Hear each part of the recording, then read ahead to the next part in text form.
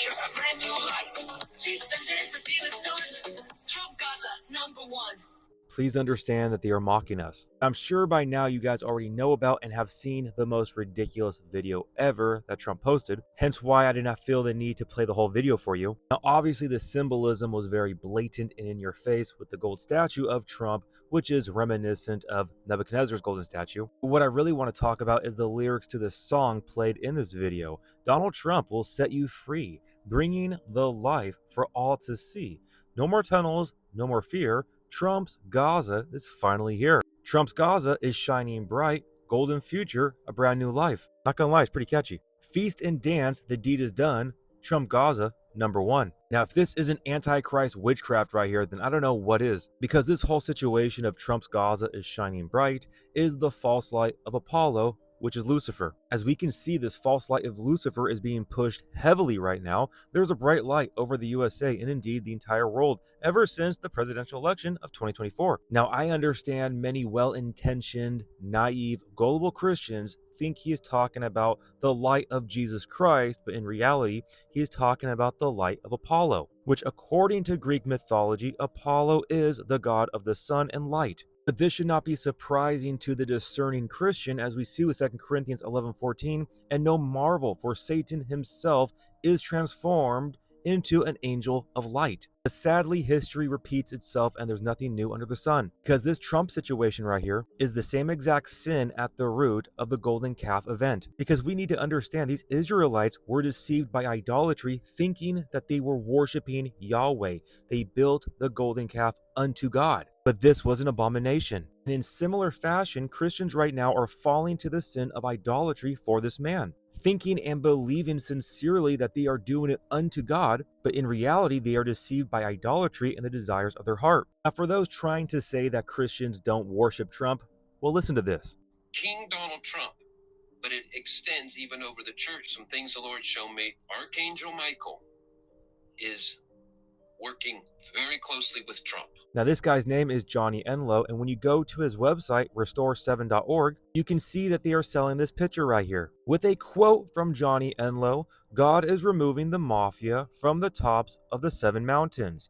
The world will be known as before and after Trump. This right here is what you call idolatry. Now, ultimately, what this is going to lead to is AI governance with the Antichrist beast system. Because as we can see right here, the plan for Gaza is a beacon of peace and prosperity. And as you can see, this hypothetical plan is that Gaza's economy will become one of the fastest growing in the region, powered by technology.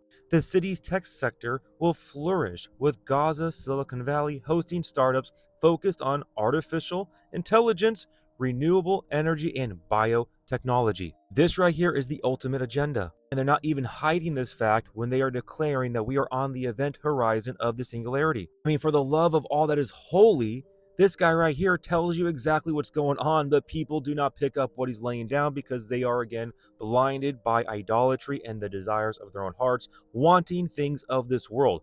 Long term, it's about coupling the collective will of humanity to AI.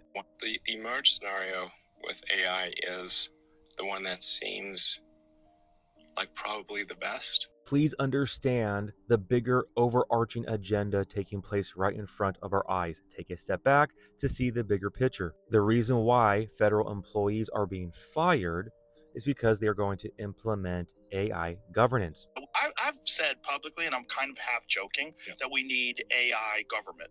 And of course, as we can see right here, Doge will use AI to assess email responses of federal workers told to justify their jobs. The level of irony is off the charts. So the same artificial intelligence that is going to replace their jobs is also the one checking the emails to see if you should be fired or not. Welcome to the technocracy. It's truly disheartening how many people cannot see what's going on right now. And this whole problem reaction solution to bring in AI governance is everywhere, as we can see right here with this whole situation where he is trying to push hard against the judges. If any judge anywhere can block every presidential order everywhere, we do not have democracy, we have tyranny. And I completely agree with Hackable Animal on X that the whole reason why he is pushing so hard against the judges is because he wants this right here. I mean, who wants a corrupt, fallible man as a judge when you can implement the godlike intelligence Grok as the judge? What could go wrong? Now, I realize I'm speaking to a very select few of individuals out there. This is you guys right here. Now, for those who do not know the story of Nebuchadnezzar and the golden statue, I will give you a little summary here. It was a time in Babylon when Nebuchadnezzar, the king, was forcing everybody to bow down to his golden statue. Now, the consequence of not bowing down to the golden statue would be death via the fiery furnace. But this threat of a fiery death did not shake these three Israelites. So we can see here, they get pulled in to Nebuchadnezzar because they would not bow to the statue. Shadrach, Meshach, and Abednego answered to the king, "O Nebuchadnezzar, we have no need to answer you in this matter." Now, the question that Nebuchadnezzar asked him is, "Why aren't you doing this? Don't you realize that you're going to die?" And their response, "If that is the case, our God, whom we serve, is able to deliver us from the burning fiery furnace, and he will deliver us from your hand, O king. But if not, let it be known to you, O king, that we do not serve your gods, nor will we worship the gold image which you have set up." This right here is the mentality in the heart that we as believers want to have right now. This idea of knowing the fact that God can deliver us from anything that's coming our way.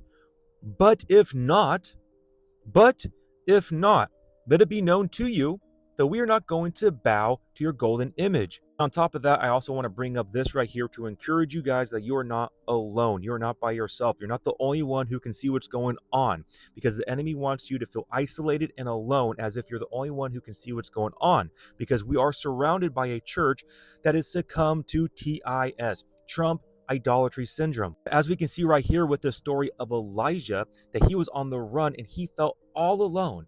He thought that the enemy took out all the prophets and torn down God's altars, and he felt that, quote, "I am alone and am left, and they seek my life." He felt isolated and that he was the only one standing for God. But what does God say? "I have reserved for myself 7,000 men who have not bowed the knee to Baal." You are not alone, beloved. And through this crazy spiritual war, just focus your eyes upon the Lord, checking on your heart's desires and where your heart is aligned with. The reason why people are falling for this deception, again, it's their idolatry. They cannot let go of their patriotism. They cannot let go of this world. They are clinging to this world, and they are allowing this deception to come over them because of their idolatry. But if you focus fully upon the Lord and his desires and his will, you can then see clearly. You can then allow him to discern everything, because you are leaning upon him for all understanding and wisdom, and also realize you are not alone. So with that, continue to look up, realizing that our redemption draws near. The race is coming to an end, and we need to finish their race strong, saints. I love you all so much. God bless. Remember, the just shall live by faith.